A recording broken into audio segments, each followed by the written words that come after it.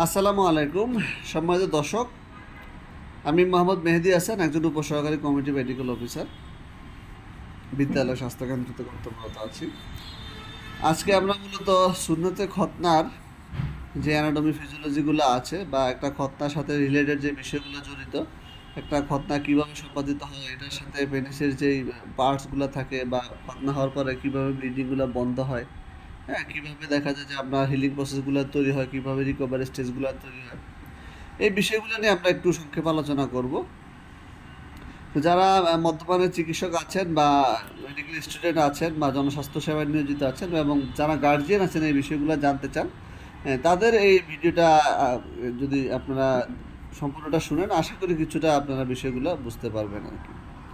তো আমরা প্রথমে যদি আমরা সুন্নতে খতনার সময় যেই পার্টটা আমরা সার্কামসিশন করি সেটাকে বলা হয় পেনিস। হ্যাঁ, তো এই পেনিসের যে প্রথম ভাগ, অগ্রভাগের যে অংশটা আছে সেটাকে বলা হয় গ্ল্যান্স পেনিস। তো এই গ্ল্যান্স পেনিসটা মূলত আপনার বাইলেমিনার একটা চামড়া দ্বারা আবৃত থাকে, যার দুইটা পার্ট আছে, যেমন একটা হচ্ছে আউটার ক্যারাটিনাইজড স্কিন এবং একটা হচ্ছে ইনার মিউকাসাল এপিথেলিয়াম। এই দুটোর মাঝখানে আবার কিছু ছোটোখাটো বিষয় থাকে, যেমন আপনার লুজ এরিওলার টিস্যু, হ্যাঁ, সুপারফিশিয়াল ভাস্কুলার প্লেক্সাস থাকে, লিম্ফেটিক ভেসেলগুলো থাকে, নিউমেরাস নার্ভ এন্ডিংসগুলো থাকে, হ্যাঁ, ডার্টোসফেশিয়া থাকে। তো এই ফোর স্কিনের আবার নিচের একটা অংশ আছে যেটাকে বলে ফ্রেডুনাম, যেখানে একটু রক্তনালী বেশি থাকে এবং স্নায়ুর ঘনত্ব তুলনামূলক বেশি থাকে আর কি, যে জায়গা দিয়ে একটু ব্লিডিং আমাদের সবসময় বেশি হয়। তো এর আরেকটু নিচে গভীরে যদি আমরা যাই, সেখানে থাকে আপনার বাক্কাস ফেসিয়া, টিনুকিয়া, এলবুজেনিয়া থাকে, কর্পোরাস কাভার্নোসা থাকে, হ্যাঁ, কর্পোরাস স্পঞ্জিনিয়াম থাকে, ইউরেথ্রা থাকে। তো এগুলো একটু গভীর অংশ আর কি, পেনিসের গভীরে থাকে আর কি। তো একটা সঠিক সার্জিক্যাল প্ল্যান যদি আপনি প্ল্যান অনুসরণ করে সার্কামসিশনগুলো করেন, তাহলে শুধু আমরা উপরে যে ফোর স্কিন আর পিপিউসটা আছে এটাই শুধু আমরা অপসারণ করি।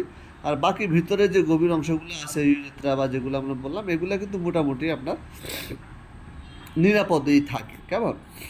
তো এখন সুন্নতে খতনার শুরুতে কি হয়? সুন্নতে খতনার শুরুতে একটা যে আমরা যে ইনসিশনটা দেই, যেটাকে বলা হয় একটা কন্ট্রোল একিউট সার্জিক্যাল কাট ইনজুরি। তো এখানে কাটার সাথে সাথে আপনার ডার্মিস, এপিডার্মিস, সুপারফিশিয়াল যে ব্লাড ভেসেলগুলো থাকে, লিম্ফেটিক ভেসেলগুলো থাকে, হ্যাঁ, নিউমেরাস যে নার্ভ এন্ডিংসগুলো থাকে, এগুলা কিন্তু বিচ্ছিন্ন বা আলাদা হয়ে যায়। সেখানে একটা টিস্যু ইনজুরি তৈরি হয়। তো এখন টিস্যু ইনজুরি হওয়ার সাথে সাথে শরীর কী করে? এগুলাকে রিপেয়ার করার জন্য শরীর কাজ শুরু করে দেয়। যেমন প্রথমে কী করে? আপনার প্রথমে হচ্ছে যে ব্লিডিংটা শুরু হয় সেটাকে বন্ধ করার জন্য শরীর হেমোস্টেসিস শুরু করে। প্রাইমারি পর্যায়ে কী হয়? শরীর যে লোকাল ভ্যাসোকনস্ট্রাকশনগুলো হয়, যে নার্ভগুলো কাটা গেছে, সেখানে একটা কনস্ট্রাকশন তৈরি হয় এবং ব্লাড ফ্লো কিছুটা এভাবে কমে আসে। এরপর দেখা যায় আপনার প্লাটিলেট এক্সপোজ হয়, অর্থাৎ প্লাটিলেট কোলাজেন সহকারে ওই জায়গাগুলোতে আসে। সেখানে কিছু, হ্যাঁ, আপনার মেডিয়েটার্স আপনার রিলিজ করে, যেগুলোকে বলা হয় আপনার সেরোটোনিন বা থ্রম্বোক্সিন। তো এই বিষয়গুলোকে সে রিলিজ করার মাধ্যমে একটা প্লাটিলেট প্লাক বা কোয়াগুলেশন ক্যাসকেড তৈরি করে। তো কোয়াগুলেশন ক্যাসকেডের মাধ্যমে সেখানে কি হয়? সেখানে থ্রম্বিন তৈরি হয়। তো থ্রম্বিন আবার ফাইব্রোজেনকে ফাইব্রিনে রূপান্তরিত করে। এভাবে একটা আপনার কমপ্লিট একটা স্টেবল একটা কোয়াগুলেশন বা ক্লট ওই ক্ষতস্থানে বা অপারেশনের যে সাইডটা সেখানে তৈরি হয়। এখন এই তো গেল মনে করেন যে আপনার রক্তপাত বন্ধ হওয়ার বা একটা প্রক্রিয়া হেমোস্টেসিস। হেমোস্টেসিসের পরে আমাদের শরীরে আপনার ইনফ্ল্যামেটরি বিষয়গুলো শুরু হয়ে যায়। যেমন ইনফ্ল্যামেশন দেখা যায়, অর্থাৎ 24 ঘন্টার ভিতরে কী করে? সেখানে আপনার নিউট্রিফিলগুলো আমাদের শরীর, যে আমাদের যে রোগ প্রতিরোধ যে সৈন্যগুলো আছে, সেগুলো নিউট্রিফিলগুলো সেখানে আসে। সেখানে আসার পরে ফ্যাগোসাইটোসিস প্রক্রিয়ার মাধ্যমে সে ব্যাকটেরিয়া ধ্বংস করে, হ্যাঁ, তারপর ন্যাক্রোটিক যে টিস্যুগুলো আছে এগুলোকে সে পরিষ্কার করে। এরপরে শুরু হয় আপনার মাইক্রোফেজ ধাপ। তো মাইক্রোফেজ সেখানে আসার পরে আপনার ডেব্রিসগুলা, মানে যে মৃত যে কোষগুলো আছে সেগুলোকে সে পরিষ্কার করে। সেখানে সে কিছু গ্রোথ ফ্যাক্টর আপনার নিঃসরণ করে। তো এই গ্রোথ ফ্যাক্টরগুলো পরবর্তীতে কি হয়? আমাদের যে হিলিং প্রসেস যেটা আমাদের, হ্যাঁ, 2 থেকে 3 দিন বা পরবর্তীতে যে হিলিং প্রসেসটা এ শুরু করে। এখন অনেকেই খতনার সময় বলে যে আসলে ভাই ব্যথা হচ্ছে। তো এখন এখানে ব্যথা হওয়ার বিষয়টা হচ্ছে যে আপনার আমাদের যখন টিস্যু ইনজুরি হয় সেখানে কিছু কেমিক্যাল সাবস্টেন্স আমাদের নিঃসৃত হয়। যেমন যেগুলোকে বলা হয় আপনার, হ্যাঁ, প্রোস্টাগ্ল্যান্ডিন, তারপরে ব্রেডিকাইনিন, হ্যাঁ, তারপরে আছে হিস্টামিন, এই বিষয়গুলো নিঃসৃত হয়। তো এগুলা আবার কি হয়? আপনার আমাদের বডিতে একটা সেন্সরি একটা বিষয় থাকে, যেটাকে নোসিসেপ্টর সেন্সিটাইজেশন, এগুলোকে সে অ্যাক্টিভ করে। যার কারণে কি হয়? সেখানে একটু ব্যথা বা জ্বালা বা ব্যথা এই বিষয়গুলো অনুভূত হয়। অন্যদিকে হিস্টামিন বা প্রোস্টাগ্ল্যান্ডিনগুলো কী করে আপনার ক্যাপিলারি আমাদের টিস্যুর যে নড়াচড়া আছে যেটাকে আপনার ক্যাপিলারি পারমেবিলিটি বলে সেটাকে ইনক্রিজ করে দেয়। তো যার কারণে আমাদের ব্লাড ভেসেলের ভিতরে যে পানিগুলো থাকে সেটা কিন্তু আপনার কমন টিস্যু স্পেসে আসার কারণে এখানে কিন্তু একটু সোয়েলিং বা এডিমা এই জাতীয় বিষয়গুলো তৈরি হয়। এই বিষয়গুলোর পরবর্তী দেখা যায় আপনার খতনা 2 থেকে 3 দিন পরে, হ্যাঁ, অনেক বাবা মা বলে চুয়ানো পানি, বাতানো পানি বা পুষ পড়তেছে বা এই ধরনের লিকেজ হচ্ছে। এই বিষয়গুলো বেসিক্যালি এই যে আমাদের শরীরে যে টিস্যুতে যে পানিগুলো থাকে এই পানিগুলাই।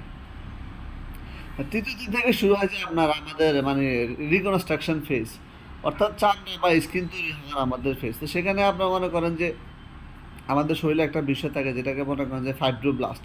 তো ফাইব্রোব্লাস্ট কী করে ক্ষতগুলোতে আসে, এখানে কিন্তু সে হাঁটতে হাঁটতে এখানে বিভাজিত হতে হতে এখানে কী করে কোলাজেন টাইপ 3 নামক কিছু মেডিয়েটার্স এগুলাকে সে তৈরি করে এবং এগুলা আবার আপনার বডিতে নতুন করে আপনার ক্যাপিলারি নার্ভ বা যে নার্ভ এন্ডিংগুলা বা যে লিম্ফেটিক্স চ্যানেলগুলো কাটা গেছে এগুলাকে তৈরি করে।